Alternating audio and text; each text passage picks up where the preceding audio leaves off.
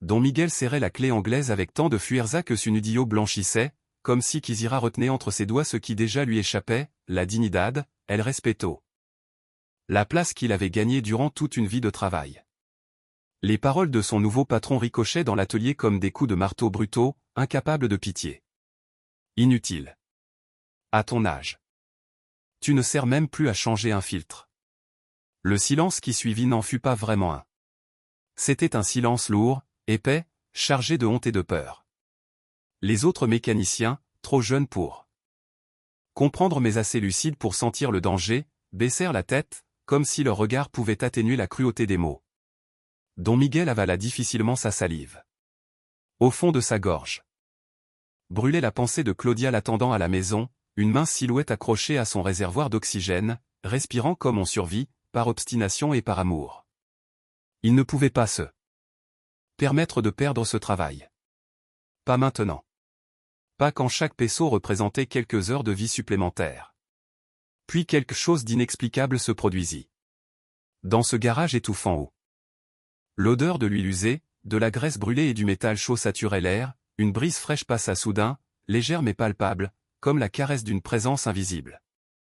Elle apportait un parfum impossible, du jasmin coupé à l'aube, mêlé à un arôme plus ancien, presque sacré, rappelant l'encens qui monte dans les églises pendant la Semaine Sainte. Don Miguel leva les yeux. Déconcerté. La porte de l'atelier était pourtant fermée. Les vieux ventilateurs accrochés au plafond tournaient paresseusement, produisant seulement un souffle irrégulier. Rien, absolument rien, n'aurait dû pouvoir expliquer ce changement d'air, et pourtant chacun le sentit. Même le patron cessa de parler. Les mécaniciens relevèrent la tête en même temps, comme guidés par un instinct collectif, un pressentiment. Aucun n'osa formuler ce qui venait d'entrer avec cette brise. Mais tout le savait au plus profond d'eux-mêmes. Quelque chose de sacré venait de franchir la frontière de cet espace de bruit, de sueur et d'humiliation. 8 mois plus tôt, Don Miguel n'était pas cet homme courbé, rongé par la peur, que la maladie de sa femme et le mépris d'un patron immature avait brisé peu à peu. Il travaillait déjà dans ce même atelier, oui, mais il y vivait alors avec la dignité debout, comme un arbre ancien que les tempêtes peuvent secouer mais jamais déraciner. Chaque jour, il arrivait avant l'aube, quand le ciel commençait à peine à teinter de rose les montagnes encerclant San Juan del Rio. Dans une main, son vieux thermos de café, dans l'autre, la lunchera que Claudia préparait au chaque matin, avec le même soin qu'au premier jour de leur mariage. Elle se tenait toujours dans l'embrasure de la porte, la main posée sur son cœur, lui offrant un baiser sur la joue et une bénédiction tendre. Que Dieu te protège, mon amour. Que tes mains fassent des miracles aujourd'hui. Il souriait, posait doucement sa main sur son front, comme s'il scellait la bénédiction, puis partait à pied dans les rues encore sombres, accompagné seulement du chant des coqs et du murmure du vent. Le travail avait toujours été dur. Ses mains, ridées, épaissies par les années, portaient des callosités semblables à l'écorce d'un vieux chêne. Le soir, sa colonne vertébrale lui brûlait comme s'il avait porté sur son dos les pierres d'une montagne entière. Ses vêtements sentaient en permanence l'essence et l'huile, une odeur tenace que même les savons les plus puissants ne pouvaient effacer. Mais il y avait de la fierté dans tout cela. La fierté d'un homme qui sait que ses mains redonnent vie à des moteurs que d'autres déclaraient morts. Chaque voiture réparée était pour lui un petit miracle, un témoignage silencieux de 45 années d'expérience accumulée, d'échecs transformés en savoir, de patience gagnée à la sueur du front. Les clients demandaient souvent que Don Miguel s'en occupe, por favor. Ils ignoraient les jeunes mécaniciens fraîchement diplômés et leurs certificats encadrés. Lui, il comprend ce que disent les voitures. Et c'était vrai. Après une vie plongée dans les entrailles des moteurs, il avait développé une sorte d'oreille intérieure, un cliquetis trop rapide, un souffle irrégulier, une vibration presque imperceptible, tout était message. Là où les ordinateurs annonçaient des codes d'erreur, lui posait simplement l'oreille et comprenait. Même les jeunes le respectaient. Il savait que ce qu'il possédait ne s'apprenait dans aucune école, l'instinct. La sagesse née de l'expérience, la mémoire des gestes. L'ancien propriétaire du garage, Don Armando, disait toujours « Miguel est le cœur de cet atelier. Sans lui, tout ceci ne serait qu'un tas de ferraille. » Et pendant longtemps, cela fut vrai. Jusqu'au jour où don Armando mourut soudainement d'un infarctus, en plein milieu d'une réparation. La vie quitte parfois les hommes comme on coupe le moteur d'une voiture, brusquement, sans avertissement, laissant un silence impossible. Claudia s'effondra un mardi de juillet, au marché, alors qu'elle achetait des tomates et des oignons pour préparer le guisado préféré de son mari. Le soleil écrasait la ville d'une chaleur suffocante. La voix qui appela don Miguel au téléphone était froide. Professionnelle, presque mécanique. Votre épouse a été transportée à l'hôpital. Venez immédiatement. Il lâcha l'outil qu'il tenait. Le bruit métallique résonna sur le sol de béton comme une cloche funèbre. Il essuya ses mains sur son bleu de travail, tentant vainement de retirer la graisse incrustée dans sa peau. Puis il courut. Courut comme il ne l'avait plus fait depuis l'époque où il poursuivait Claudia pour lui déclarer son amour. La ville devint un paysage flou autour de lui. Le souffle brûlant, les jambes tremblantes, il arriva enfin aux urgences. Claudia était allongée sur une civière, pâle comme la cire des cierges qu'elle allumait chaque dimanche. Ses yeux étaient clos, son torse se soulevait par micro-mouvements, comme si chaque respiration coûtait un effort immense. Le médecin parla. Des mots froids, techniques, implacables. Cancer. Poumon. Avancé. Stade 3B. Le monde s'écroula. Dans cette petite chambre au parfum de désinfectant, don Miguel sentit l'univers entier s'effondrer sur ses épaules. Il prit la main de Claudia, et elle serra ses doigts avec une force presque surnaturelle pour sa fragilité. « On va se battre » murmura-t-il d'une voix qui tremblait malgré lui. « On va s'en sortir. Toi et moi. Comme toujours. » Elle tenta de sourire, mais ne produisit qu'une toux déchirante. Puis, d'une voix brisée. « Combien, cela coûte-t-il » Elle connaissait leur vie, leurs économies modestes, leur réalité. Les chiffres annoncés par le médecin étaient vertigineux. Un chiffre capable d'éteindre l'espoir d'une famille entière.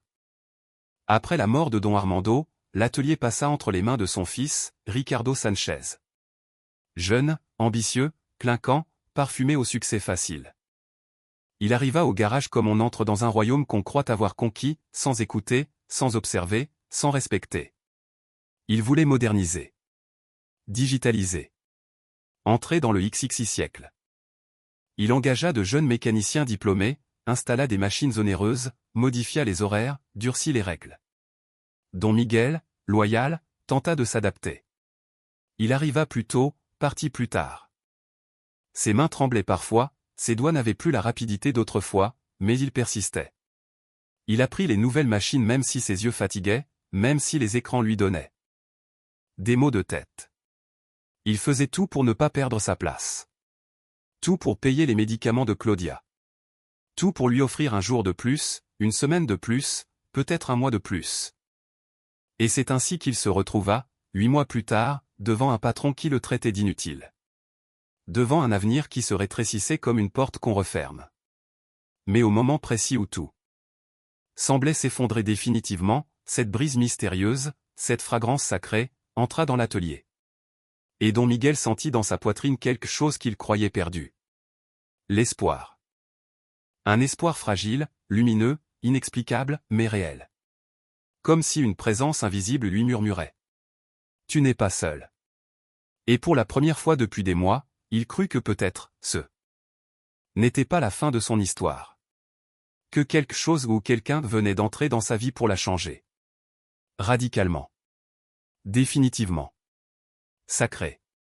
Lorsque ses yeux ne le traînaient pas à l'épuisement après 2 heures de travail, don Miguel passait ses soirées à la maison, penché sur des manuels techniques usés, sous la lumière crue et fatiguée de la vieille ampoule suspendue au-dessus de sa cuisine.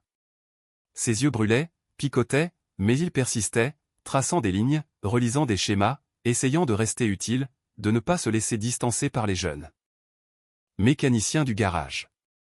Dans la pièce voisine, Claudia dormait d'un sommeil léger, entrecoupé parfois de toux et de gémissements étouffés. Et malgré tout ce qu'il donnait, malgré les efforts qu'il ne comptait jamais, Ricardo, son patron, ne voyait en lui qu'un poids mort, une silhouette lente parmi les corps rapides, une relique rouillée dans un atelier devenu trop moderne pour un homme de son âge. Un jour, devant 2 clients mal à l'aise qui détournaient le regard, Ricardo lui lança sèchement « Tu es une charge. Tu devrais laisser ta place à la jeunesse. » Les mots, aussi tranchants qu'un coup de lame, s'enfoncèrent dans le cœur de Don Miguel. Il sentit ses joues s'embraser d'une humiliation cuisante. Il avala sa salive, ravalant sa dignité avec elle. « J'ai besoin de ce travail, patron. » balbutia-t-il d'une voix qu'il aurait voulu plus ferme mais qui ne fut qu'un murmure suppliant. Ricardo le regarda comme on regarde un rebut, froid, distant, avec ses yeux durs de ceux qui n'ont jamais manqué de rien. Tout le monde a besoin de quelque chose. Ça ne fait pas de toi un cas spécial. Et certainement pas mon problème. Depuis ce jour-là, l'humiliation devint un rituel quotidien aussi régulier que le café amer du matin et que la douleur dans son dos le soir. Chaque nouvelle journée apportait son lot de remarques, de soupirs exaspérés, de gestes brusques. Comme si le simple fait d'exister dans cet atelier était une offense pour son patron. Pendant que Don Miguel se battait pour rester debout au travail, Claudia commençait sa chimiothérapie. C'était en août, un mois où la chaleur de Querétaro transformait les rues en plaques de métal brûlant, où l'air, lourde vague tremblante, semblait étouffer tout ce qu'il touchait. Chaque semaine, Don Miguel l'accompagnait à l'hôpital, s'asseyant à ses côtés des heures durant sur des chaises de plastique dur, trop petites, trop glacées. Il observait le liquide transparent s'écouler goutte à goutte dans les veines de sa femme, goutte qui emportait un fragment de la maladie, mais aussi un fragment de sa force. Claudia serrait sa main lorsque la douleur devenait insupportable. Lorsque son corps entier semblait s'embraser de l'intérieur. Elle fermait les yeux lorsque les nausées l'assaillaient avec une violence qui la laissait exsangue. Mais elle ne pleurait jamais devant lui. « Je ne veux pas que tu me vois faible, » lui murmura-t-elle un jour, la voix tremblante comme un fil prêt à rompre. Il lui caressa les cheveux, déjà clairsemés, quelques mèches rescapées d'une chevelure autrefois dense et sombre. « Tu es la femme la plus forte que je connaisse, » répondit-il. Et chaque mot, il le pensait jusqu'au plus profond de son être. Mais la force avait un prix. Et ce prix se comptait en factures. Chaque prise de sang, chaque séance de chimiothérapie, chaque boîte de médicaments aux noms interminables et impossibles à prononcer, devenaient des coûts portés directement au cœur de leur budget. Don Miguel arrêta d'acheter de la viande. Puis il arrêta d'acheter tout ce qui ne servait pas à survivre strictement. Il parcourait à pied les 5 kilomètres qui séparaient leur maison du garage, économisant les 20 pesos du bus. 20 pesos par jour devenaient 140 par semaine, une somme minuscule mais essentielle. Il ne mangeait plus qu'une fois par jour. « J'ai déjà mangé au garage, » disait-il, mentant, lorsque Claudia lui tendait son assiette. « Les gars ont apporté des tortas, » ajoutait-il en détournant le regard. Il lui donnait toujours la plus grande portion, les fruits les plus frais, tout ce qui pouvait donner à son corps une chance de se défendre contre l'ennemi invisible qui la dévorait peu à peu. Et malgré tous ces efforts, l'argent manquait toujours. Les dettes poussaient comme de la mauvaise herbe, rampant, envahissant tout, étouffant l'espace et l'espoir. Alors il commença à vendre la vieille télévision. D'abord, puis les outils qu'il avait collectionnés pendant des décennies. Enfin, il se résolut à vendre la guitare offerte par son père à ses 15 ans, le seul objet qui possédait une valeur sentimentale irréductible, un souvenir de jeunesse, de rêve peut-être jamais réalisé mais toujours présent. Dans l'atelier, les autres mécaniciens observaient tout cela en silence. Des témoins impuissants d'une tragédie lente, insupportable. Raoul, le plus jeune, 23 ans, tatouage vibrant sur les bras et rêve d'avenir plein les yeux, lui apportait parfois des tacos emballés dans du papier gras. « Ils sont trop épicés, j'arrive pas à les finir, » disait-il en posant le plat devant Don Miguel. Roré, spécialiste des diagnostics informatiques, père de 2 enfants, lui confiait les travaux les plus simples lorsque Ricardo n'était pas dans les parages. « Don Miguel, vous pouvez vérifier ce changement d'huile. » Et même si tout le monde savait que Roré pouvait exécuter la tâche les yeux fermés, il lui laissait ces quelques minutes de répit, ces quelques instants où ses mains tremblantes pouvaient encore faire ce qu'elles avaient appris à maîtriser. Mais à l'arrivée de Ricardo, l'atmosphère changeait brutalement. Tout le monde baissait la tête, comme des animaux flairant un prédateur. Personne ne voulait devenir la prochaine victime. De sa fureur, de sa cruauté verbale, de cette manière qu'il avait de briser un homme en quelques phrases glaciales. 2 mécaniciens avaient été renvoyés cette année-là pour avoir osé contester une consigne, pour n'avoir pas baissé les yeux assez vite. L'un d'eux travaillait là depuis 15 ans, depuis que Ricardo n'était qu'un gamin jouant avec un tournevis trop gros pour ses mains. Pas d'indemnité. Pas de remerciement. Rien qu'une porte claquée et une menace silencieuse adressée à tous les autres, voilà ce qui arrive à ceux qui se croient indispensables. Don Miguel ne pouvait pas se permettre d'être le prochain. Il avait besoin de chaque peso comme un noyé a besoin d'air. Alors il encaissait. Il serrait les dents sous les insultes, résistait aux poussades humiliantes, avalait sa fierté chaque matin, comme une pilule amère impossible à recracher. Chaque jour qu'il survivait dans cet atelier donnait à Claudia un jour de plus de traitement. Une semaine de médicaments, un mois d'espoir. Comparé à sa vie, sa dignité n'était qu'un petit prix à payer. Le jour de l'incident avait commencé comme tous les autres banal, silencieux. Sans aucun présage. Don Miguel arriva avant l'aube, quand les étoiles brillaient encore faiblement au-dessus des silhouettes sombres des montagnes. Il enfila son bleu de travail, un vêtement usé, rapiécé, qui semblait désormais constitué davantage de patch que de tissu d'origine, un véritable atlas de ses années passées dans cet atelier. Il se pencha sur un vieux surus nécessitant un changement de plaquette de frein. Ses mains tremblaient plus qu'à l'habitude. Ses doigts étaient raides, douloureux. Il n'avait dormi que 3 heures. Claudia avait passé une nuit terrible. Toussant jusqu'à ce que ses côtes la fassent souffrir, chaque toux ressemblant à un craquement interne, comme si quelque chose se brisait dans ses poumons. Il lui avait préparé une infusion de camomille au miel. Il lui avait massé doucement le dos jusqu'à ce que ses muscles se relâchent. Il avait prié en silence, ses mots se transformant en murmures perdus dans la nuit, tandis qu'elle finissait par sombrer dans un sommeil fragile au petit matin. Il était parti avant qu'elle se réveille complètement, déposant un baiser discret sur son front chaud. Sous ses yeux, les cernes ressemblaient à des ecchymoses profondes. Dans l'atelier, il tenta de se concentrer sur son travail, mais ses mains refusaient de lui obéir. Elle glissait, se crispait, lâchait les outils. Son souffle s'emballait. Il n'arrivait plus à ignorer la fatigue, la peur, la faim. Et puis, comme souvent, un simple geste maladroit devint l'étincelle qui allait mettre le feu à toute sa journée. C'est à ce moment-là que Ricardo entra. La clé lui glissa des doigts 2 fois, raclant le métal brûlant et manquant de peu de golpear ses propres jointures. Ce jour-là, tout lui pesait. Chaque geste semblait plus lourd, chaque tâche plus lente, comme si l'univers entier conspirait pour lui rappeler la fatigue que son corps podia occultar. Il lui fallut 2 fois plus de temps que d'habitude pour retirer les roues du véhicule. Les boulons résistaient avec une obstination presque malveillante, comme s'il savait que ce n'était pas son jour, comme s'il cherchait à le mettre à l'épreuve encore un peu plus. Ses yeux se brouillaient, refusant de se concentrer. Les lettres imprimées sur les boîtes de pièces détachées dansaient devant lui, se déformant, se dissolvant en taches confuses. 3 fois il dut relire l'ordre de réparation pour comprendre ce que l'on attendait de lui. 3 fois pour réussir ce que, autrefois, il faisait d'un simple coup d'œil. Lorsqu'il termina enfin, la moitié de l'après-midi avait déjà filé, et le soleil martelait la toiture de tôle comme un marteau incandescent, transformant l'atelier en fournaise suffocante. C'est dans cette chaleur brutale que Ricardo fit son retour.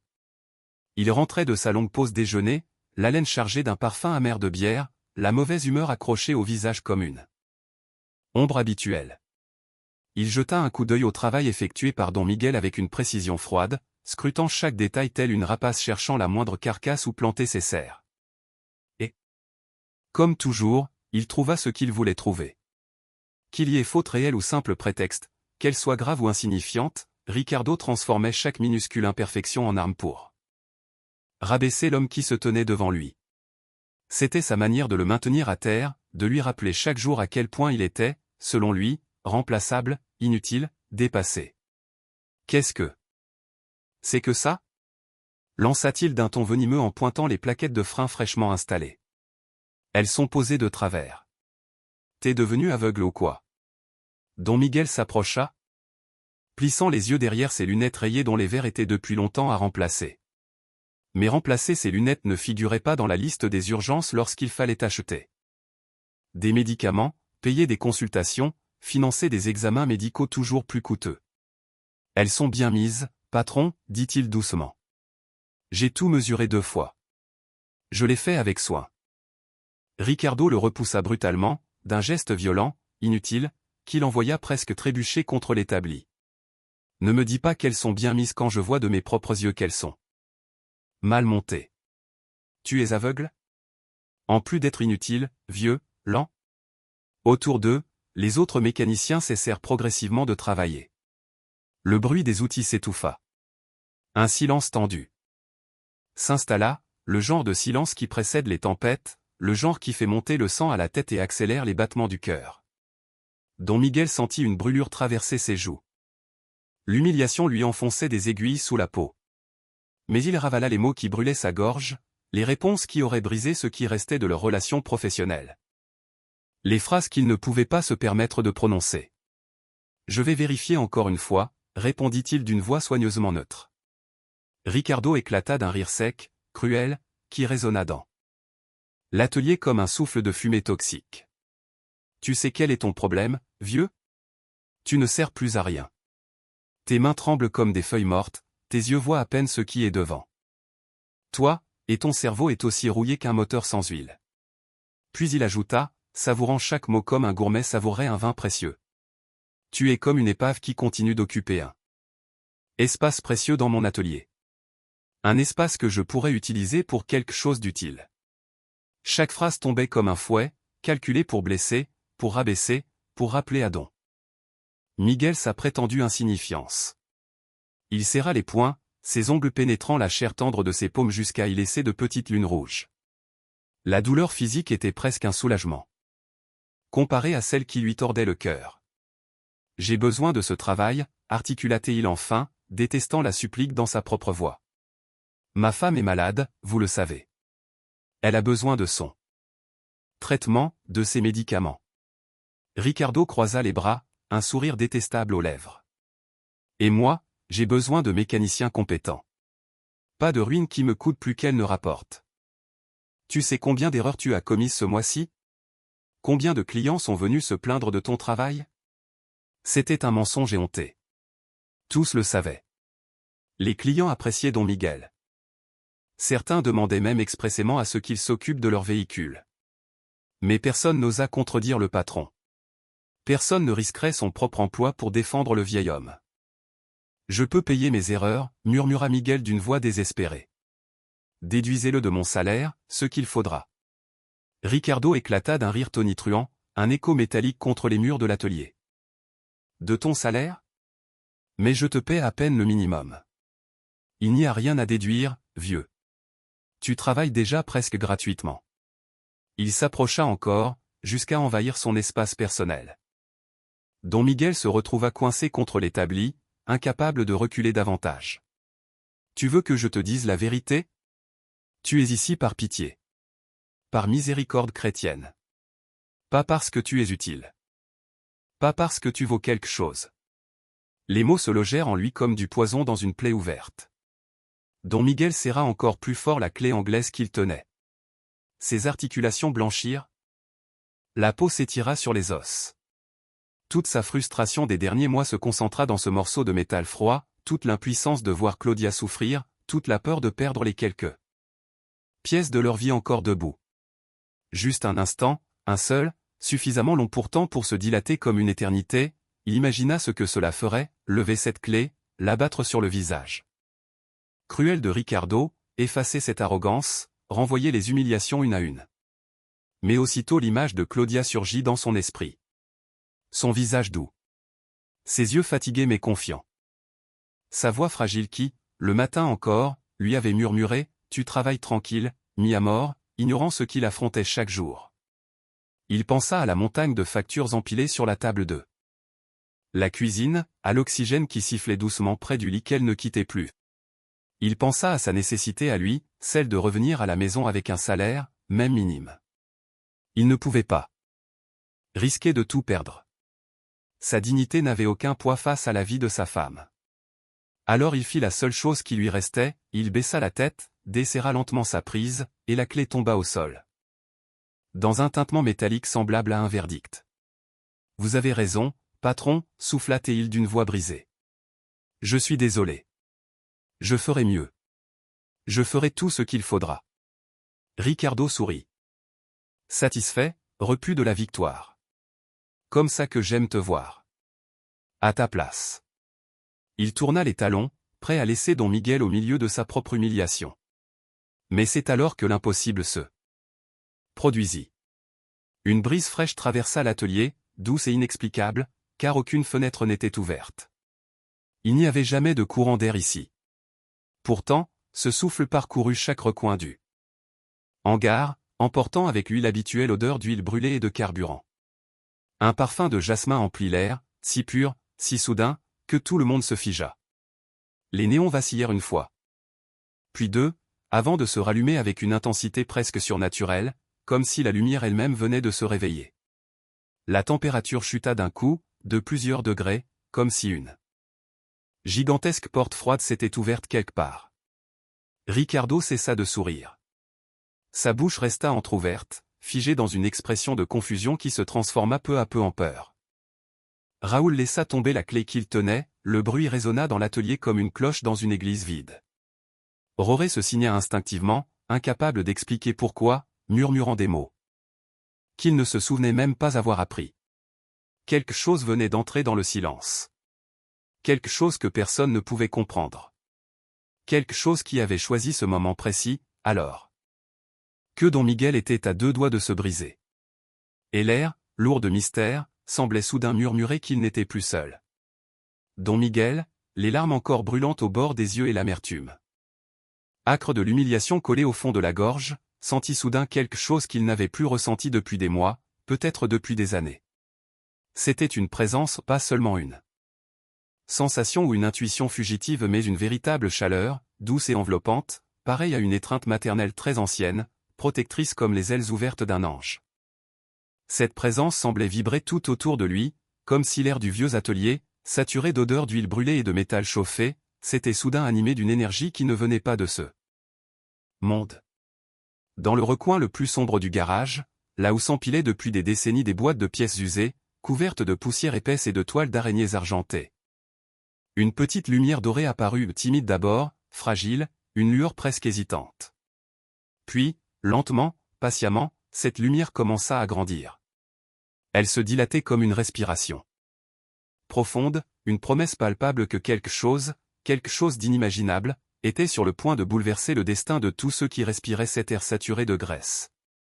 La lumière prenait de l'ampleur, se déployant avec une douceur qui défiait toute logique. Ce n'était pas l'éclat jaunâtre et vacillant des vieux néons suspendus au plafond de tôle rouillée. Ce n'était pas non plus le faisceau cru des lampes de travail qui d'ordinaire révélaient la moindre fissure, le moindre défaut dans les moteurs étalés sur les établis. Non. Cette lumière était d'une nature différente presque. Impossible à décrire avec des mots du quotidien. Elle semblait à la fois liquide et solide, fluide et stable, presque vivante. Elle n'émettait pas de rayons agressifs, elle ne jetait aucune ombre brutale sur les murs tachés d'huile. Au contraire, elle baignait tout d'une clarté apaisante qui ne blessait pas les yeux. On aurait dit qu'elle existait tout simplement, qu'elle se suffisait à elle-même. Et cette simple existence avait le pouvoir de transformer ce qu'elle touchait. Les taches d'huile sur le sol de béton, habituellement si sombres, si incrustées qu'on les croyait éternelles, paraissaient soudain moins profondes, moins définitives. Les outils rouillés suspendus au mur prenaient un reflet inattendu, comme si quelqu'un venait de les polir avec un soin méticuleux.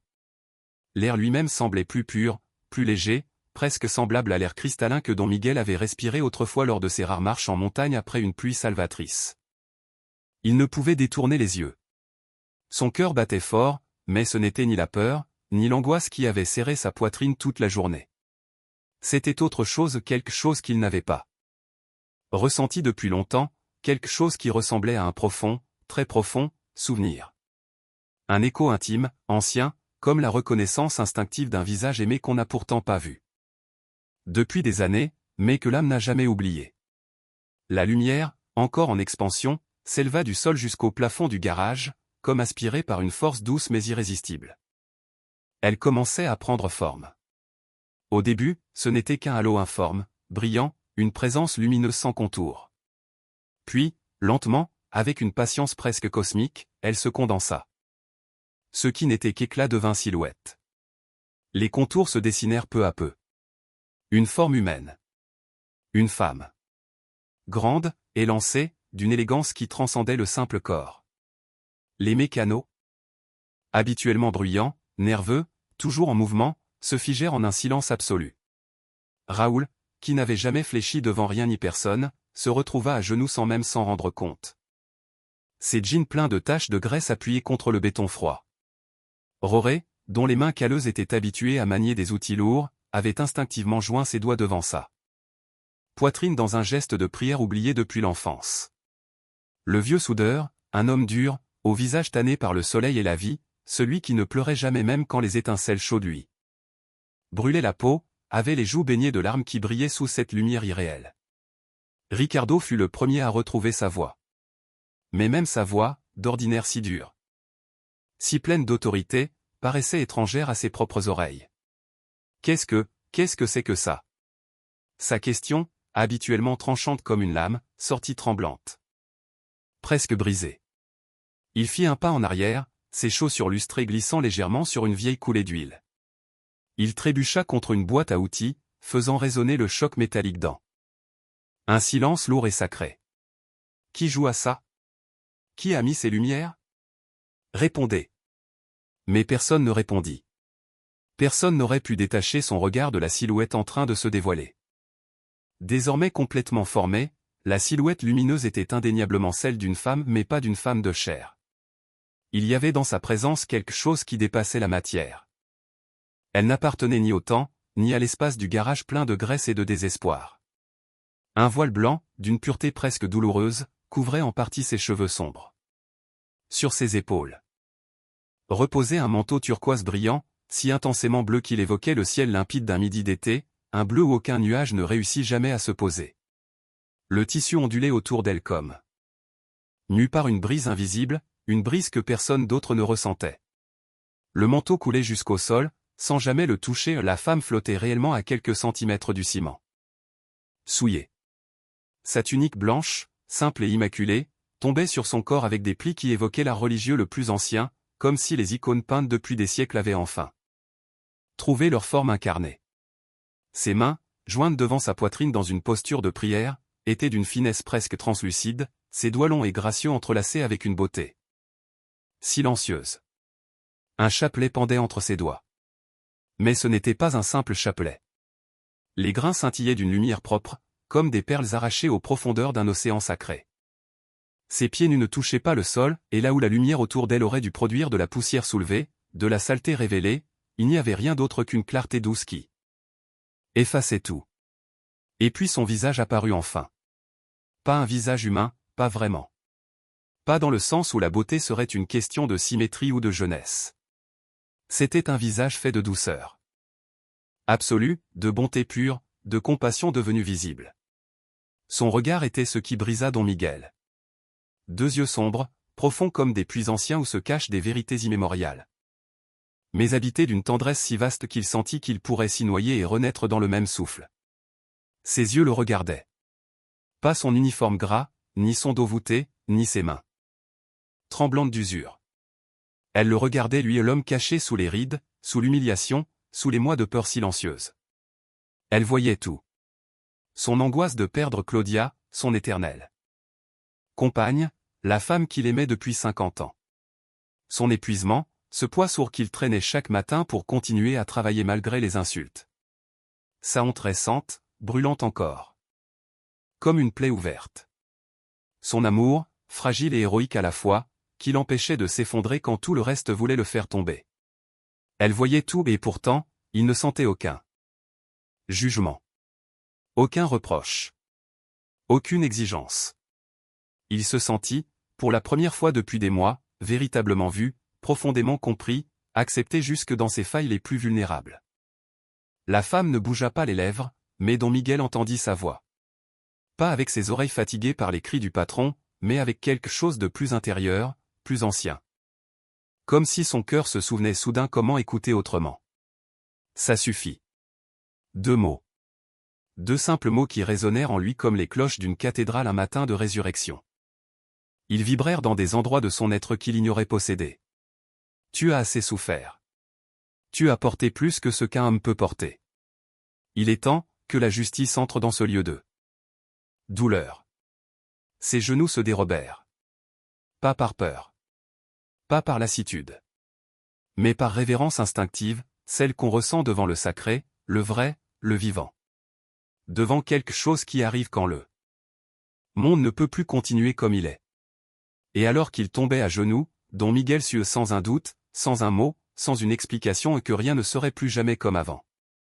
Que la lumière n'était pas venue pour lui faire une promesse vide, ni pour le consoler d'illusions. Elle était venue pour agir. Pour voir. Pour révéler. Pour transformer. Pour mettre fin, enfin, à l'injustice qu'il avait trop longtemps endurée. Et dans le silence lumineux du garage, baigné d'une clarté qui semblait avoir traversé les siècles pour venir jusqu'à lui, Don Miguel se laissa. Submergé par une paix qu'il croyait avoir perdue à jamais. Une paix profonde, totale, qui murmurait que le combat n'était plus le sien à porter seul. Une paix qui annonçait qu'un changement irréversible venait d'entrer dans sa ville et dans celle de tous ceux qui avaient été témoins de cette apparition. Une paix qui ressemblait étrangement à l'aube d'un miracle. La necesidad de derrimbarse-lo a traveso como un rayo. Quiso dejar caer al suelo tal como Raúl lo había hecho un instant tant. Quiso postrarse, rendir por completo, permitir que su cuerpo cediera ante la fuerza. Arroladora que le naba el tale. Pero algo elo sostuvo en pi. No era valor, ni terquedad, ni orgullo. Era otra cosa, una fuerza invisible, firme como dos mano poderosa pero infinitamente suave. Mano que no veía y sin embargo sentia con absoluta certeza. Una presencia que se abría camino a través d'elle como un agua luminosa que desbordaba un recipiente, ocupando cada rincón, cada grieta. Cada espacio donde la oscuridad había vivido durante ano. En aquel tal heleno de herramienta oxidada, motor a medio de sarmar y olor a grasa vieja, no quedaba y lugar para la arrogancia. Ali donde esa luz respiraba, la crueldad se hacía imposible. Respirar se volvía distinto. Pensar también. Incluso el silencio parecía transformado. Ricardo, que jamais había retrocedido ante nada ni nadie, dio un paso atrás. Luego otro. Y otro más, como si pisara un terreno desconocido donde cada fibra de su cuerpo gritaba que debía huir. El retroceso terminó abruptamente cuando su espalda chocó contra la puerta metálica del tale en un golpe sordo. Su rostro normalmente bronceado por fin de semana entró en campos de golf que su empleado llama podrían pagar estaba ahora tan pálido. Como el papel más fino. La seguridad arrogante que siempre lo revestía se había evaporado por completo. Un sudor frío le perlaba la frente pèse à la temperatura quasi glaciale que dominaba el ambiente. Esto es un truco murmuró, pero su voz sonó hueca, quebrada, incapaz de sostener siquiera una mínima porción de conviction. Balbuceo explicación desesperada, una proyección, un montage. Una broma pesada, efecto especial organizado por alguien con mucho tiempo libre. Se aferraba a palabra vacía mientras su mente buscaba una lógica que ya no tenía cabida en elo que estaba presenciando. Giró la cabeza frenéticamente hacia su mecánico, buscando apoyo, una confirmación, cualquier cosa que le indicara que el mundo no obedecía a las reglas que él conocía. Pero ninguno lo miraba. Ninguno. Todo estaban arrodillado. Incluso aquello que se enorgullecían de no creer en nada, incluso aquello que no habían pisado una iglesia en década. Raúl tenía las manos juntas, los ojos cerrados con fuerza, moviendo los labios en una oración antigua que su abuela le había enseñado cuando era apenas un niño. Roré lo raba sin freno. Con la grima que rodaba entre la grasa de su piel, limpiando linea delgada en su rostro ennegrecido. Incluso el soldador veterano un hombre que había visto horror en el ejército y jamais hablaba. De elo tenía la cabeza inclinada, sometida por un respeto absoluto que nacía de un lugar mucho más profundo que el miedo. Su énorme cuerpo temblaba, incapaz de contener la émotion que elo desbordaba. la presencia de aquella muge si e que on podia la mars muge a algo tan vasto, tan imposible no le naba solo el espacio fisico del tale. Le naba tambien su corazon. Como si dentro de cada uno de elo ubira rincon secreto que esa luz conocia y comprendia. La dureza adquirida por anno de trabajo extenuante se derrotia. El cinismo que habían cultivado como. Escudo contra la désillusion se desvanecia. La rabia accumulada contra jefes injusto, contra la vida misma, contra un mundo que parecía empenado en odar troga, se evaporaba como la neblina bajo. Un sol amable. Y en medio de esa revelación, algo empezó a quebrar San Ricardo. Su mascara, et esa fachada impecable hecha de control, dominio y desprecio calculado, se resquebrajó. Las fisuras se extendiront como grita en un vidrio a pinto de acer sanico. Su mano temblabant de forma visible. Eso mismo dedo que minuto en senalaban con arrogancia ora colgaban inutile a su costado. Su respiration se volvió rapida, superficial, irregular, el inicio de un attaque de panico que no podia detener. Por primera vez en su vida, su ojo mostraron miedo. Miedo verdadero. Un miedo que no nacia de perde poder, sino de ser visto. La muge dirigió lentamente su mirada hacia él, como el sol que decide iluminar por fin una sombra que ha persistido demasiado tiempo. No había ira en esa mirada. No había venganza. No había castigo. Pero si había una tristeza insondable, tan profunda que resultaba quasi insoportable de contemplar. Era la tristeza de quien ve toda. Las decisión que una persona ha tomado a lo largo de su vida y comprende, con absoluta claridad, cuánto dolor innecesario ha provocado. Era como si viera cada ocasión en la que Ricardo había elegido la crueldad en lugar de la compasión, cada vez que había preferido humillar en lugar de ayudar, cada oportunidad de bondad que había rechazado a propósito para hacer ante esa verdad. Denuda, Ricardo no pudo sostener su mirada. Bajó los ojos hacia el suelo manchado de aceite, algo que jamais hacia, ni ante superior, ni ante cliente, ni ante nadie. Su orgullo, su armadura. Favorita, se deshacia ahora como un papel mojado que ya no servía ni para cubrir una herida. Yo, intentó decir, pero su propia voz se ahogó de nacer. Que palabra podian servir como defensa?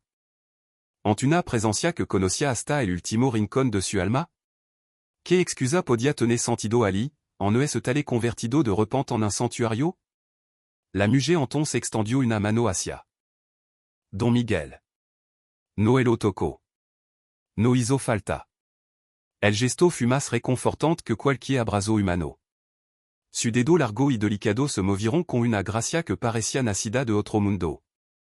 Una danza silenciosa que hablaba directamente al espíritu. Elle era alrededor del viejo mecánico comenzó a brillar, como si la luz que la envolvía se desplegara ahora para cubrirlo a él también. Pequena particula dorada flotaba entre ambos, describiendo patrón misterioso que suggeriant un langage más antiguo que cualquier idioma humano. Y entonces Don Miguel sintió algo que había olvidado durante demasiado tiempo. Esperanza. No la esperanza desesperada de quien se aferra a lo imposible. No la esperanza que se usa como máscara para fingir fortaleza. Esta era otra cosa. Una esperanza profunda, solida, verdadera. Una certeza absoluta de que algo en el universo estaba moviéndose, reajustandose, reparando un error que jamais debió existir. Era la misma esperanza que había sentido el día de su boda con Claudia. La misma que el oleno cuando nacieron su hijo, antes de que la tragedia golpeara y le arrebatara al mayor. Era la esperanza de los días simples. De los tiempos en que on creía que la vida podía ser buena. Las lágrimas comenzaron a rodar por su mejilla curtida por el sol y el trabajo duro, limpiando sandro luminoso entre el aceite y la grasa. No intentó detenerla.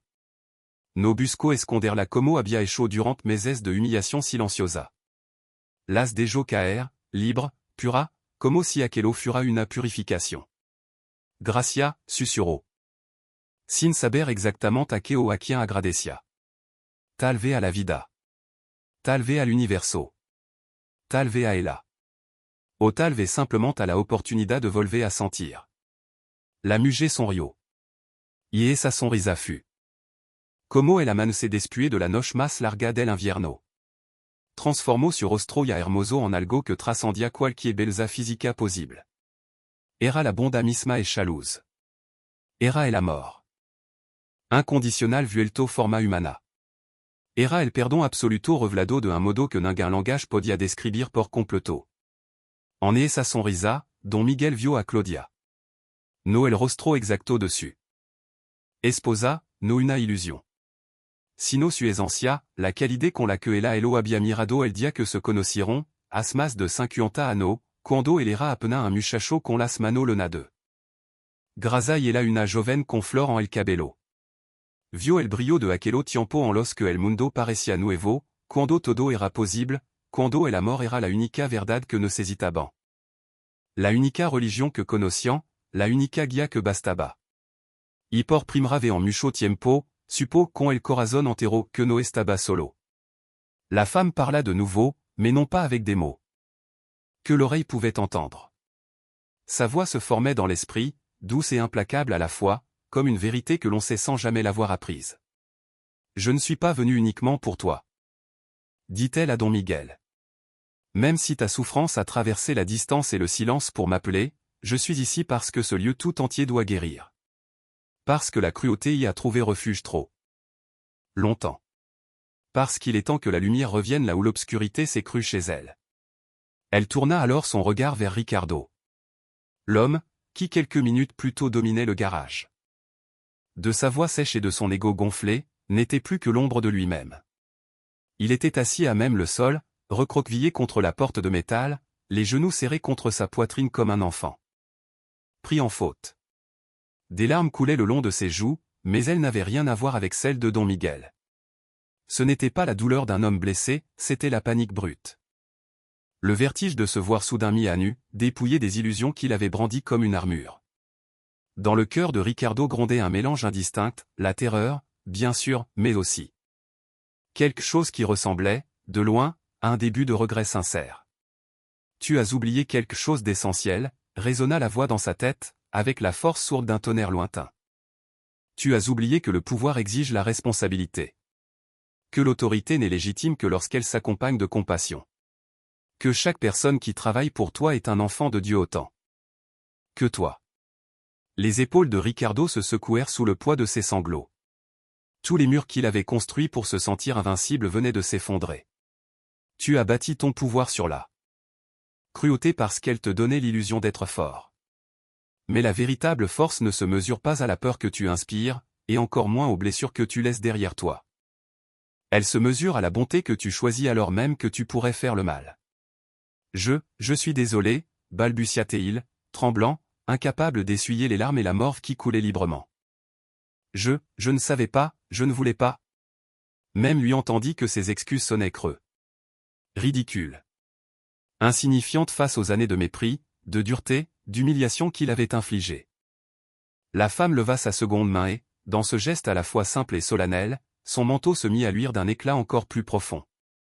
Le véritable repentir, dit-elle, ne se mesure pas aux mots prononcés dans la peur. Il se mesure aux actes que tu choisis lorsque la peur disparaît. Il se mesure à ce que tu décides de devenir lorsque tu crois que personne ne te regarde. Je te donnerai une chance de changer, comme chacun la mérite. Mais le choix t'appartient. Tu peux continuer comme avant et ce chemin ne mène qu'à davantage d'ombre. Ou bien tu peux choisir la lumière et ce chemin exige une humilité que tu n'as jamais connue. Elle laissa ses paroles se poser dans l'air comme une bénédiction, ou comme un avertissement. Puis son regard se posa successivement sur chacun des mécaniciens encore agenouillés. À chaque homme, elle offrit un fragment de lumière qui ne ressemblait à aucun mot. Quand ses yeux rencontrèrent ceux de Raoul, le jeune sentit un feu doux s'allumer en lui, un feu qu'il n'avait plus ressenti depuis la mort de sa mère lorsqu'il avait 12 ans. Quand elle regarda Roré, usé par les années et par les bouteilles de tequila dans lesquelles il avait cherché un répit sans jamais le trouver, une paix profonde l'envahit, une paix qu'il croyait perdue pour toujours. Quand son regard se tourna vers le vieux soudeur, un homme au cœur durci par des souvenirs de guerre, il sentit soudain que le pardon, ce mot qu'il avait rejeté toute sa vie, devenait possible. Et lorsque ses yeux revinrent finalement à Don Miguel, ce qu'il ressentit dépassait Tout cela. Ce n'était pas une promesse de guérison. Ce n'était pas un simple apaisement. C'était la guérison elle-même. Réelle. Présente. Vivante. Comme si des mains invisibles travaillaient à l'intérieur de lui, touchant les zones qu'il croyait mortes depuis longtemps. Ton épouse vivra, déclara la voix dans son cœur, avec une certitude qui ne laissait aucune place au doute. La maladie qui rongeait son corps s'arrêtera. Pas d'un seul coup, le corps a son propre rythme, mais à partir de cet instant même, la guérison commence. Ses poumons se délient. Sa douleur décroît.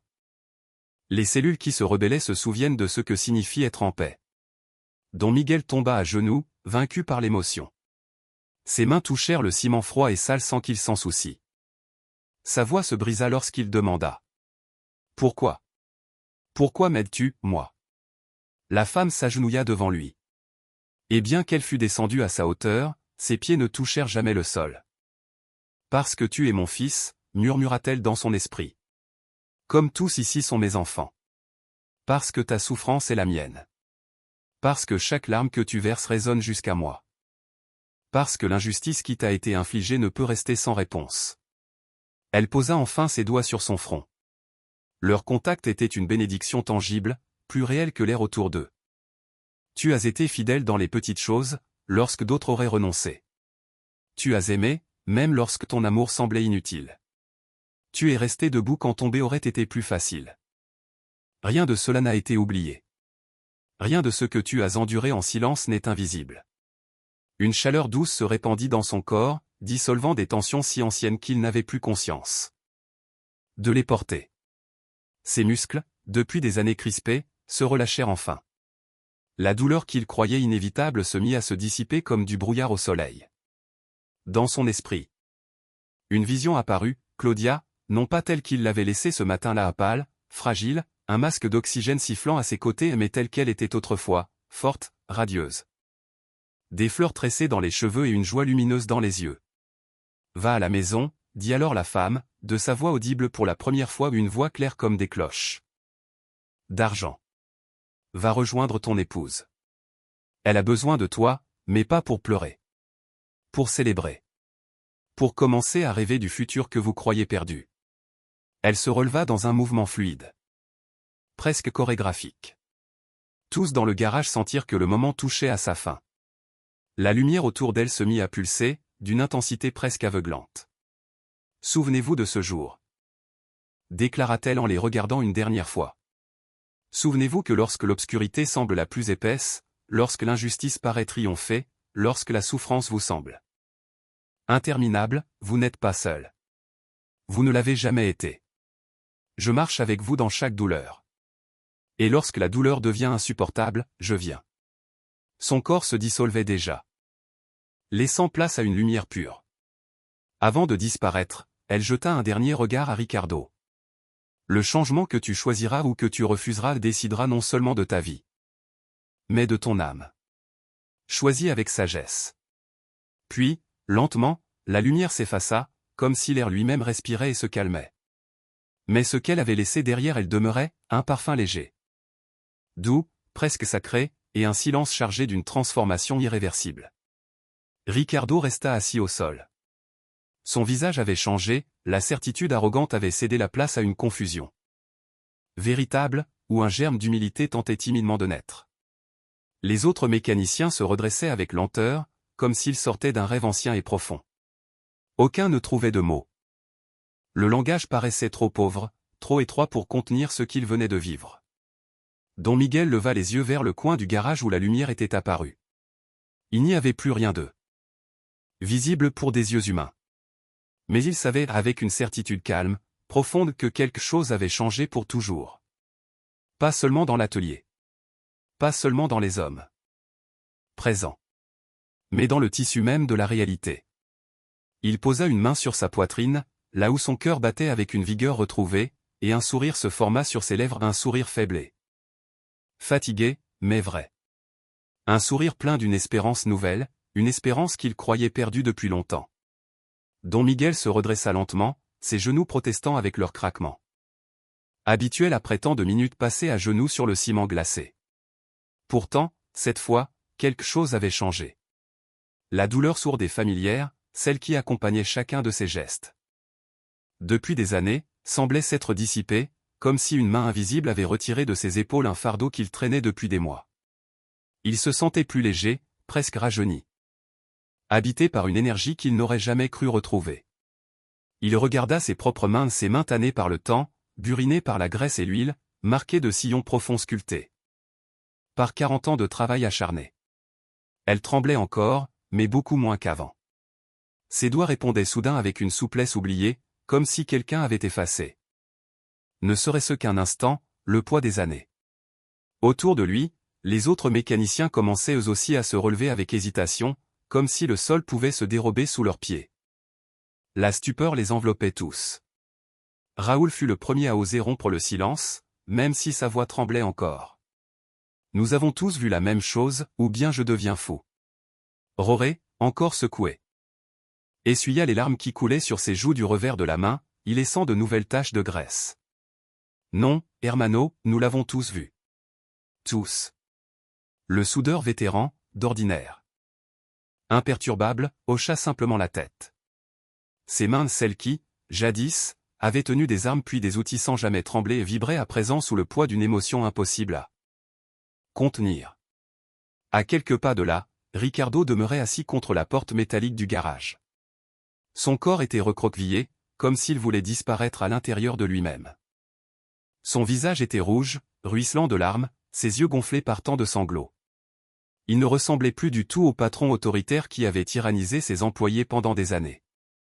Il n'était plus qu'un homme brisé, dépouillé de ses certitudes, de son arrogance, de toutes les armures derrière lesquelles il s'était caché. Don Miguel le regarda, s'attendant à sentir monter en lui la rage, le ressentiment accumulé pendant tant d'humiliations quotidiennes. Mais ce sentiment ne vint pas. À la place, une étrange compassion l'envahit.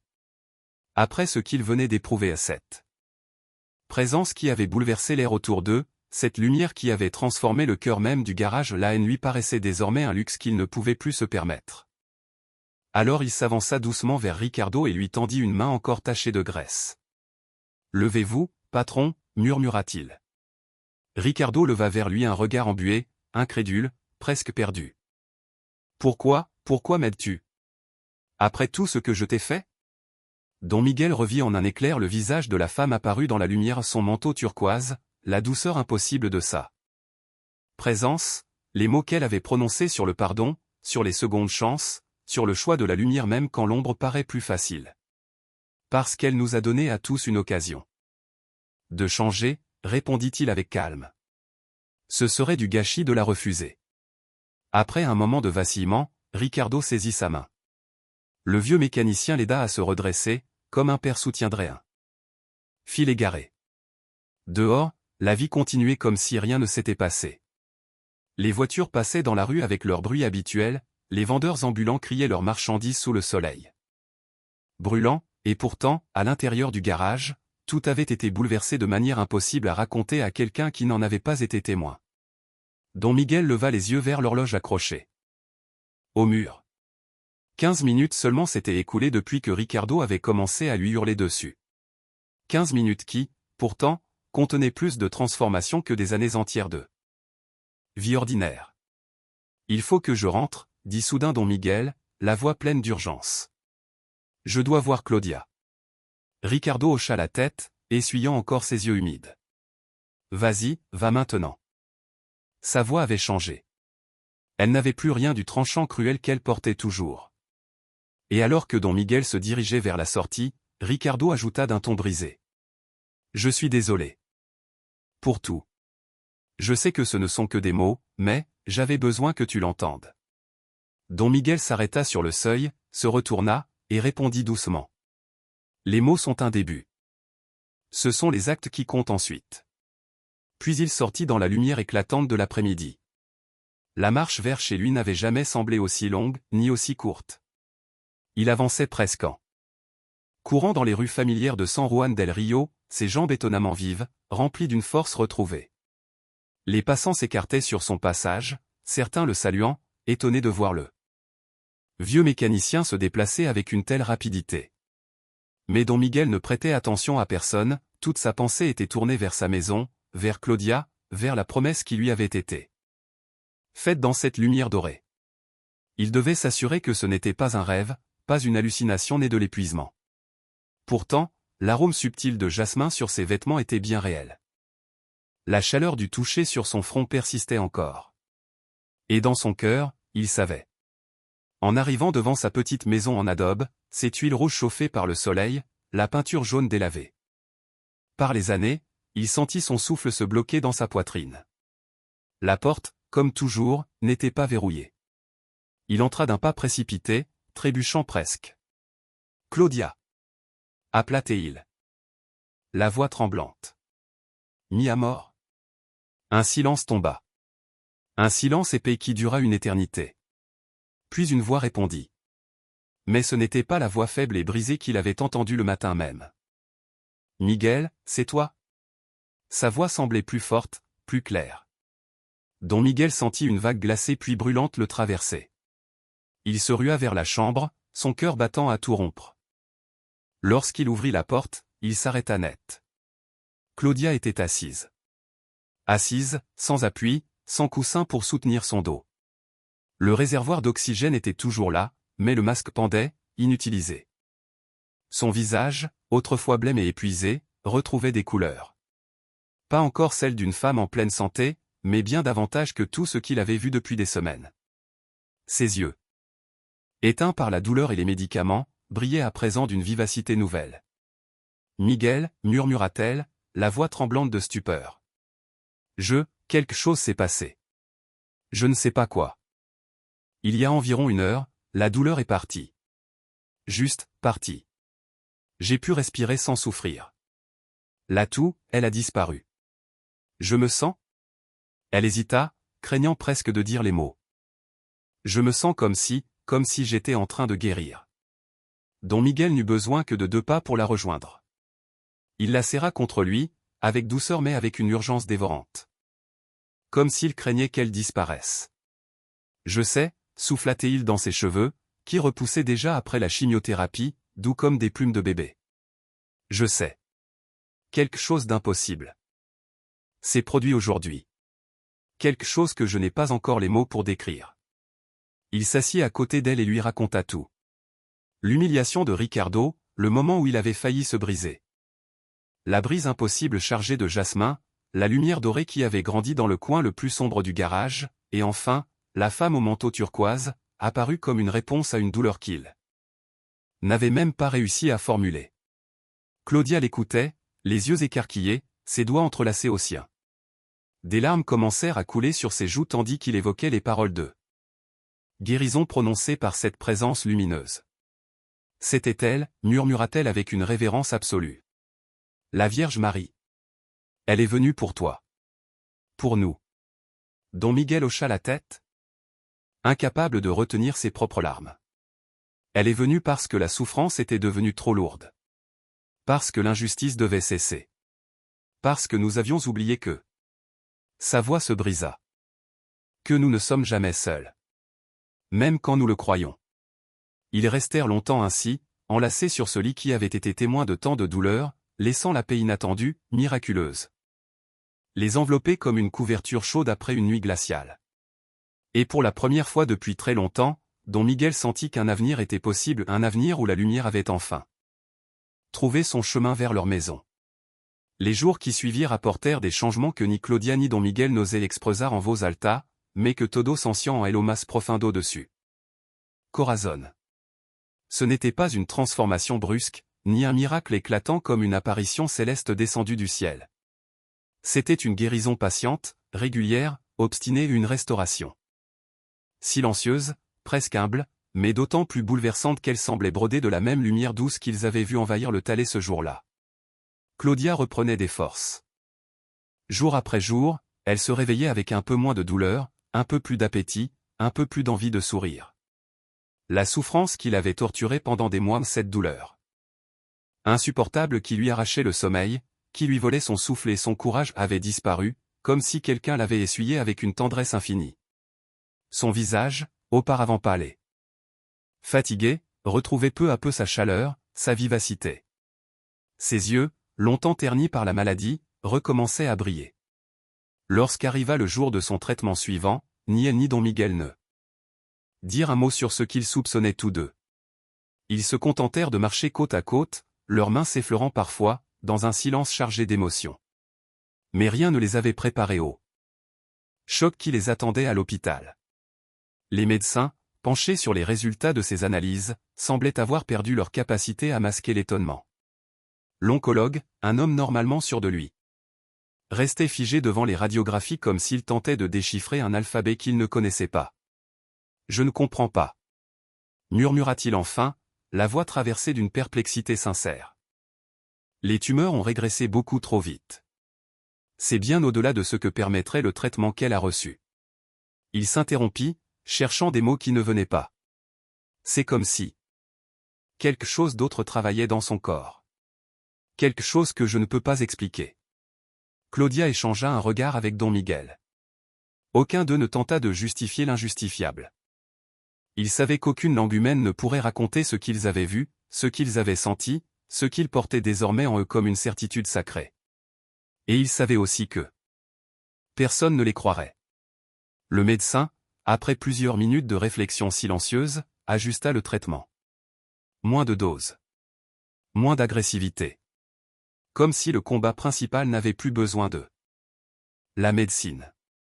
Quoi que vous fassiez, continua-t-il, continuez. C'est plus efficace que tout ce que nous pourrions vous donner ici.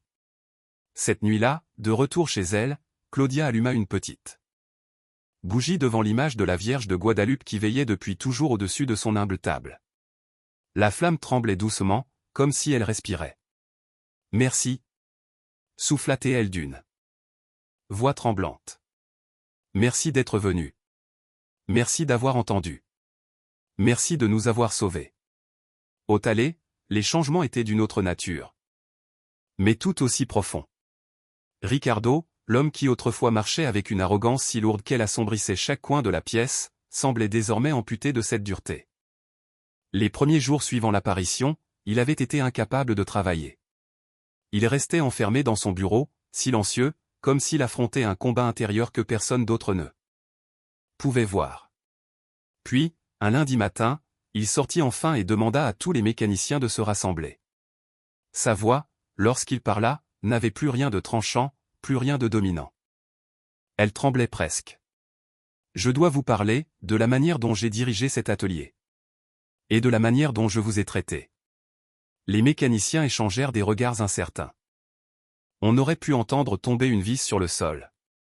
J'ai été cruel, dit-il enfin, et ces mots, aussi simples soient-ils, semblaient lui arracher un morceau de lui-même. J'ai utilisé mon pouvoir. Pour vous faire sentir petit, pour nourrir mon propre ego. J'ai oublié que chacun d'entre vous est une personne. Une personne avec une vie, une famille, une dignité qui mérite le respect. Il marqua une pause, respira profondément, et continua. Je ne peux pas changer le passé. Mais je peux changer ce que je ferai désormais. À partir d'aujourd'hui, les choses seront différentes. Ici. Et elles le furent. Les salaires furent augmentés à des niveaux justes. Pour la première fois depuis des années, les heures supplémentaires furent payées honnêtement. Ricardo mit en place un système de primes basé sur la productivité, un système transparent, équitable, bénéfique pour tous. Mais surtout, l'atmosphère se transforma. Le venin qui empoisonnait autrefois l'air avait disparu. La peur s'était dissipée, remplacée par une forme nouvelle de respect mutuel. Don Miguel observait tout cela avec un mélange de prudence, de soulagement et d'émerveillement. Un après-midi. Alors qu'il travaillait sur un moteur, Raoul lui demanda. « Tu crois que ça va durer? Ou bien tu penses qu'il redeviendra le même, une fois qu'il aura oublié ce qu'on a vu ?» Don Miguel resserra un boulon, réfléchissant. « Je crois que certaines choses, une fois que tu les vois, tu ne peux plus faire comme si elles n'existaient pas. Je pense que cette présence a changé quelque chose en lui. Mais, il devra choisir de rester changé. Chaque jour. Comme nous devons choisir, nous, de pardonner. » Raoul hocha lentement la tête. « Et toi? Tu l'as pardonné ?» Don Miguel s'immobilisa. Ses mains usées suspendues dans l'air. Il regarda en direction du bureau de Ricardo. « J'apprends, dit-il simplement. Ce n'est pas facile d'oublier des mois de cruauté. Mais chaque fois que je veux m'accrocher au ressentiment, je me souviens de cette lumière. Je me souviens de ce que j'ai senti quand elle m'a touché. Et je me rappelle que si j'ai reçu de la miséricorde, je ne peux pas la refuser aux autres. » Ce qu'il ne disait pas, c'est que ce processus était bien plus compliqué que les mots ne pouvaient le laisser entendre. 3 mois après l'apparition, l'atelier ne ressemblait plus à ce qu'il avait été. Avant, le silence pesait comme un couvercle, et même l'air semblait plus lourd. Maintenant, on entendait les rires fuser entre les établis. Les travailleurs partageaient leur nourriture, des histoires, parfois des secrets. Ils cédaient instinctivement, sans que personne n'ait besoin de le demander. C'était comme si la lumière qui avait envahi le Thalet avait laissé une empreinte invisible, un parfum de paix qui persistait et se renouvelait. Même les clients le remarquaient. « Il y a quelque chose de différent ici, » dit un habitué un matin. Je ne saurais pas dire quoi, mais on se sent bien. Ricardo, présent à ce moment-là, esquissa un sourire sincère, sans la moindre trace de calcul. On a fait quelques changements, répondit-il simplement. Mais intérieurement, il revivait l'instant qui avait divisé sa vie en deux, avant et après. Un vendredi après-midi.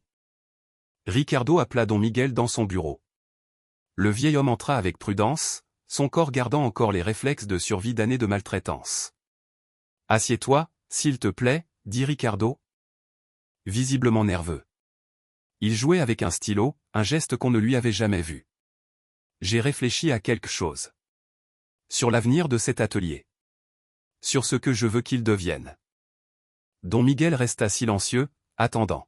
« Je veux faire de toi mon associé, » déclara Ricardo d'une seule traite.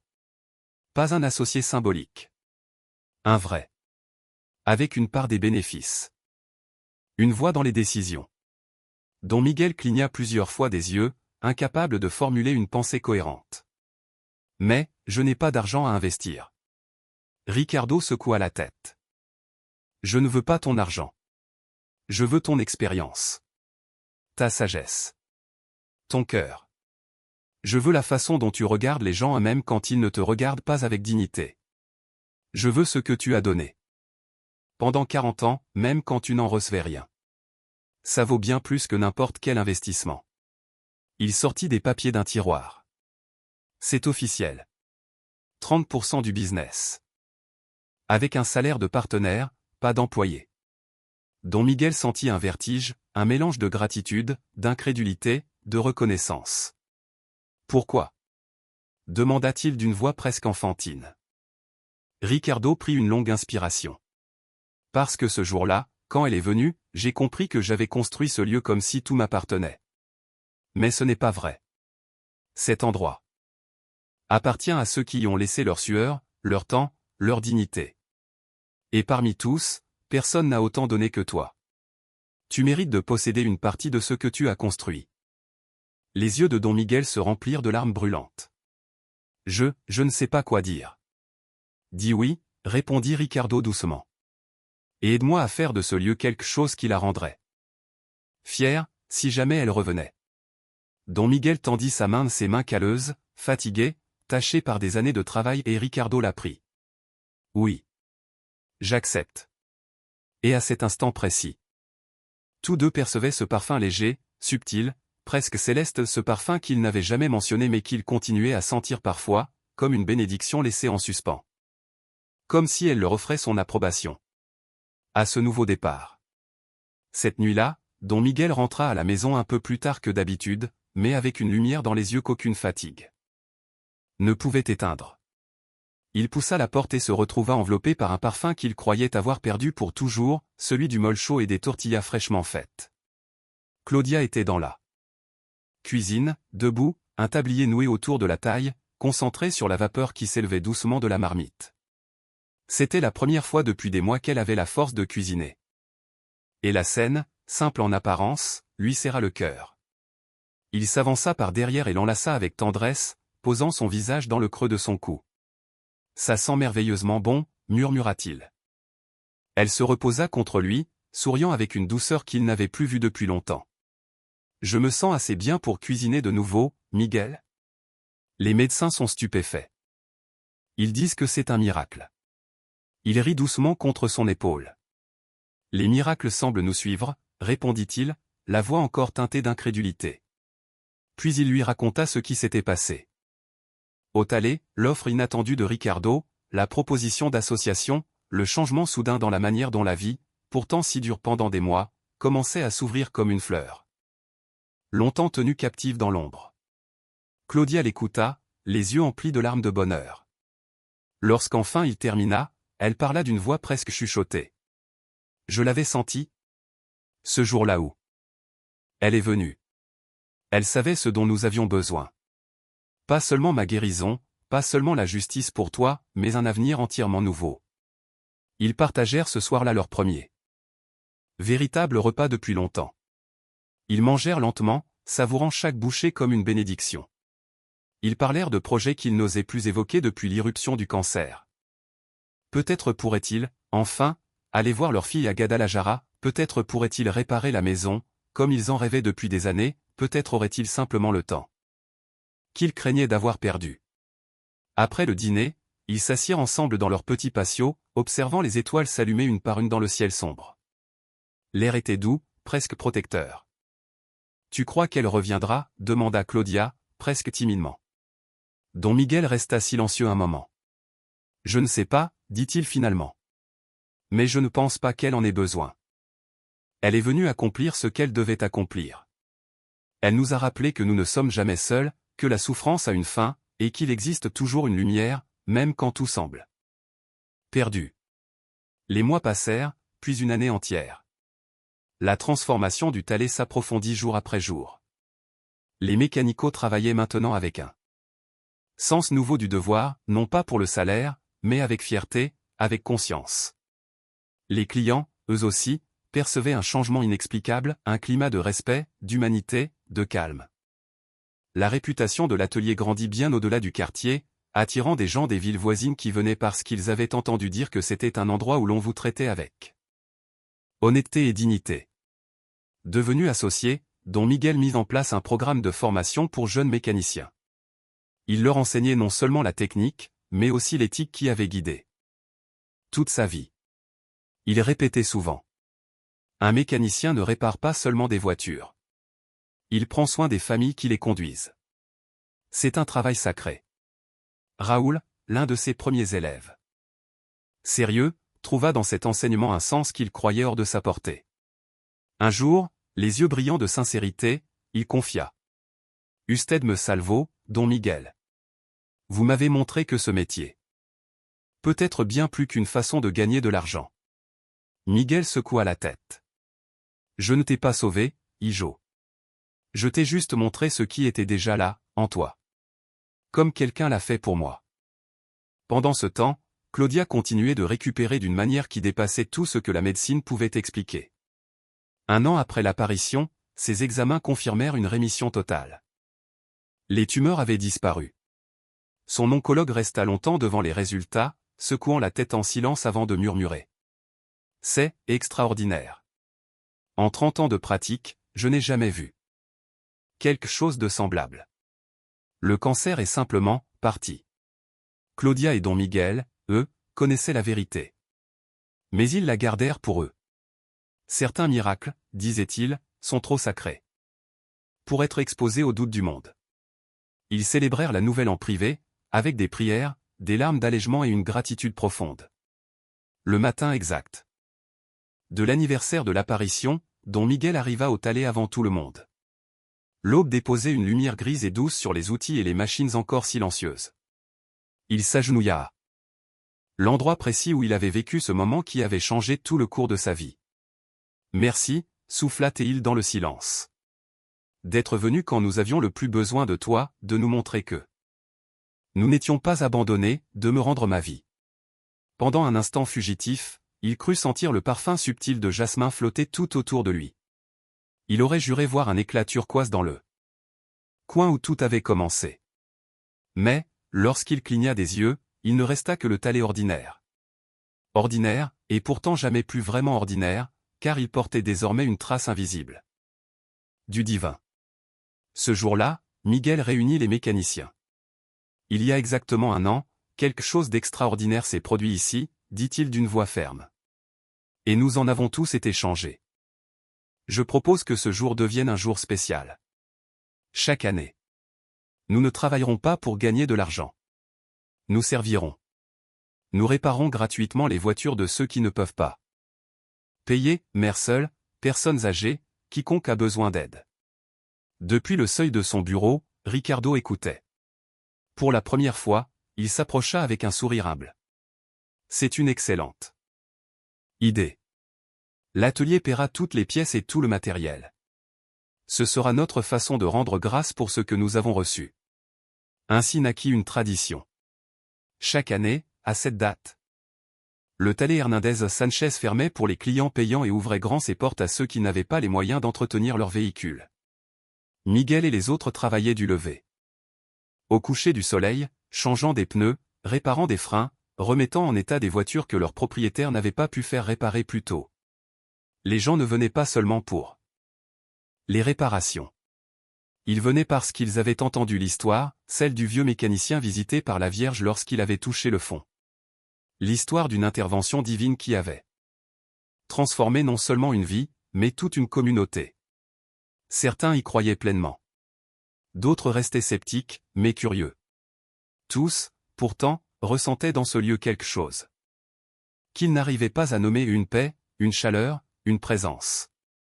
3 ans après l'apparition, un journaliste local demanda l'autorisation d'écrire un article sur l'atelier et son jour annuel de service, dont Miguel accepta, mais posa une condition.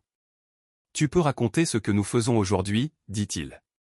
Mais l'histoire de comment tout a commencé, elle est personnelle. Sacrée. Pas un divertissement. » Le journaliste respecta sa demande. L'article se concentra sur la transformation du Taller, sur la manière dont un lieu réputé pour maltraiter ses employés était devenu un modèle de gestion éthique et humaine. Il évoqua seulement, en quelques lignes, qu'une expérience spirituelle profonde avait inspiré ce changement. L'article attira l'attention. D'autres commerces vinrent demander conseil pour améliorer leurs propres pratiques. Ricardo, qui autrefois ne pensait qu'au profit, se retrouva à donner des conférences sur le leadership éthique et les secondes chances. Et chaque fois, il répétait humblement. « Je ne peux pas prendre le mérite de ce changement. J'ai été forcé d'ouvrir les yeux par des circonstances que je n'arrive pas entièrement à expliquer. Mais je peux dire ceci, nous portons tous en nous la capacité d'être cruels, et celle d'être bons. Et c'est ainsi qu'un simple Taller, autrefois noyé dans la dureté et la routine, devint un phare de compassion pour toute une communauté grâce à un miracle vécu par un homme humble, une femme au courage silencieux, et une lumière qui ne les quitta jamais vraiment. Au fond de chaque être humain existe une pregunta silencieuse, un dilemme invisible qui façonne notre manière de vivre, quelle part de nous choisissons-nous de nourrir chaque jour? Celle qui porte la peur, la colère, le ressentiment? Ou celle qui cultive la patience, la bonté, la lumière, même lorsqu'elle semble inaccessible? Don Miguel, lui, avait passé une grande partie de sa vie à lutter dans l'ombre, souvent sans que personne ne le remarque. Mais les années lui avaient appris que même au cœur du tumulte, l'âme peut choisir où poser son regard. À 75 ans, il décida enfin de se retirer, non pas parce qu'il y était obligé, non pas parce que ses forces l'abandonnaient, mais parce qu'un nouveau chapitre l'appelait. Il voulait consacrer le temps qui lui restait à Claudia, la femme qui avait été sa compagne dans la joie comme dans l'adversité. Tous deux avaient encore suffisamment de santé pour savourer la vie. Et il ne voulait plus reporter ce bonheur. Grâce à sa participation au garage, devenu prospère au fil des ans, il ne manquait plus de rien. Il n'avait plus à compter les pièces de monnaie pour acheter des médicaments, ni à s'angoisser à chaque fois qu'une urgence médicale menaçait d'effondrer leur fragile équilibre financier. Pour la première fois depuis longtemps, peut-être même pour la première fois de leur existence, ils pouvaient simplement être ensemble, sans inquiétude, sans pression, sans peur du lendemain. Ils voyagèrent vers des endroits dont ils avaient rêvé toute leur vie, mais qu'ils n'avaient jamais cru pouvoir atteindre.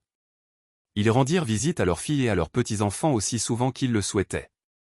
Et, plus que tout, ils savouraient ces après-midi tranquilles dans leur patio, une tasse de café chaud entre les mains, laissant remonter les souvenirs, les jours difficiles qui avaient mis leur amour à l'épreuve, et les moments lumineux qui avaient donné un sens à tout le reste. Un soir, alors que le soleil tombait lentement derrière l'horizon, enveloppant le ciel de teintes dorées et violettes, Claudia laissa échapper une réflexion qui resta suspendue comme un souffle sacré. « Tu sais ce qu'il y a de plus étrange ?» murmura-t-elle. « Le pire moment de nos vies a mené au plus beau changement. Si je n'avais pas été malade, si tu n'avais pas tant souffert, jamais cette visitation ne se serait produite. Jamais nous n'aurions connu un miracle pareil. » Don Miguel serra sa main, entrelaçant ses doigts avec les siens comme pour l'ancrer à ses pensées. Peut-être que la souffrance ressemble à la nuit juste avant l'aube, dit-il doucement. Elle doit atteindre son point le plus noir avant que la lumière ne puisse naître. Mais une fois que cette lumière apparaît, tout ce qui la précédait prend soudain un sens nouveau. Les dernières années de leur vie se déroulèrent dans une paix qu'ils n'avaient jamais imaginée possible. Ils étaient entourés de familles, d'amis, de rires partagés, de repas préparés avec amour.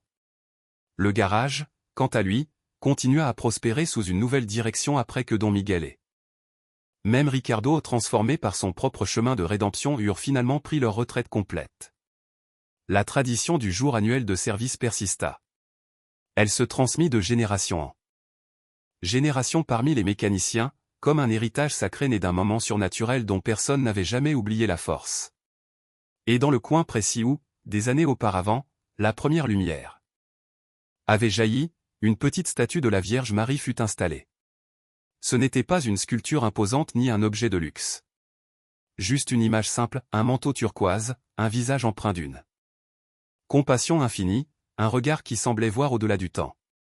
Les mécaniciens la paraient de fleurs fraîches, renouvelaient les bougies chaque jour, et entraient parfois dans le garage plus lentement, comme si un souffle sacré en habitait encore les murs. De temps en temps, à l'aube ou tard dans la nuit, lorsque les outils étaient rangés et que le silence habitait le lieu, certains juraient sentir un parfum subtil d'amol flotter dans l'air. D'autres disaient avoir aperçu un éclat doré dans ce coin béni, furtif comme un clin d'œil venu d'un autre monde. C'était comme si elle revenait parfois, veillant sur eux, s'assurant que son message ne serait jamais oublié, nul n'est jamais seul dans sa souffrance. La justice finit toujours par arriver. Et l'amour authentique trouve toujours un chemin. Cette histoire est bien plus qu'un simple récit. Elle nous rappelle quelque chose que nous oublions trop vite au milieu de nos combats quotidiens, nous ne sommes jamais aussi seuls que nous le croyons. Don Miguel, lui, avait porté humiliation après humiliation. Il avait travaillé avec des mains tremblantes, un cœur meurtri. Persuadé que personne ne voyait ce qu'il traversait. Mais chaque larme silencieuse avait été remarquée. Chaque fois qu'il avait avalé un affront sans répondre, sa dignité avait été notée dans un lieu bien plus élevé que ce monde. Chaque fois qu'il était resté debout alors que s'effondrer aurait été tellement plus facile, un témoin invisible l'avait vu. Combien parmi nous ont déjà vécu ce que Don Miguel a vécu? Combien ont supporté une injustice seulement parce qu'ils n'avaient pas d'autre choix? Combien ont souri en public alors qu'ils pleuraient en secret? Cette histoire nous assure que ces douleurs ne passent pas dans le vide, que rien de ce que nous vivons n'est ignoré. Il existe des yeux compatissants qui observent, une présence vigilante qui connaît le poids exact de nos fardeaux. Et lorsque la souffrance atteint son sommet, lorsque nous avons donné tout ce que nous pouvions donner, une aide venue d'ailleurs peut surgir discrète ou éclatante, mais toujours au moment précis où nous en avons le plus besoin. La transformation de Ricardo porte un autre enseignement, il n'est jamais trop tard pour changer. Cet homme, qui avait construit toute sa force sur la cruauté, fut brisé puis reconstruit en un seul instant de grâce. Nous portons tous en nous une double potentialité, celle de blesser ou celle de guérir, celle de détruire ou celle d'élever. La vraie question n'est pas de savoir si nous avons échoué car nous échouons tous mais ce que nous décidons de faire une fois que nous voyons enfin qui nous avons été. Quant à Claudia, sa guérison est le témoignage vivace que les miracles existent encore. Pas toujours sous la forme que nous attendons. Pas toujours quand nous les réclamons. Mais au moment exact où ils deviennent indispensables. Et maintenant, permets-moi de te poser une question très personnelle. As-tu déjà traversé un moment où tu pensais ne plus pouvoir avancer? Un moment où tout semblait trop lourd, trop sombre, et puis, soudain, quelque chose a changé, d'une manière que tu ne pouvais pas expliquer. As-tu déjà senti une présence que tu ne pouvais pas voir mais dont tu savais, au plus profond d'eux, toi, qu'elle était là? Si oui, ton histoire a une valeur immense. Partage-la. Quelqu'un, quelque part, vit peut-être son moment le plus noir en ce moment même. Et ton témoignage pourrait être là. Lumière qui lui manque. Parfois, un simple récit personnel suffit à rendre la force à un cœur brisé. Si ce récit a touché ton âme, alors rejoins-nous. Chaque semaine, nous partageons des histoires vraies, des expériences sacrées, des rencontres divines. Tu n'es pas seul. Tu ne l'as jamais été.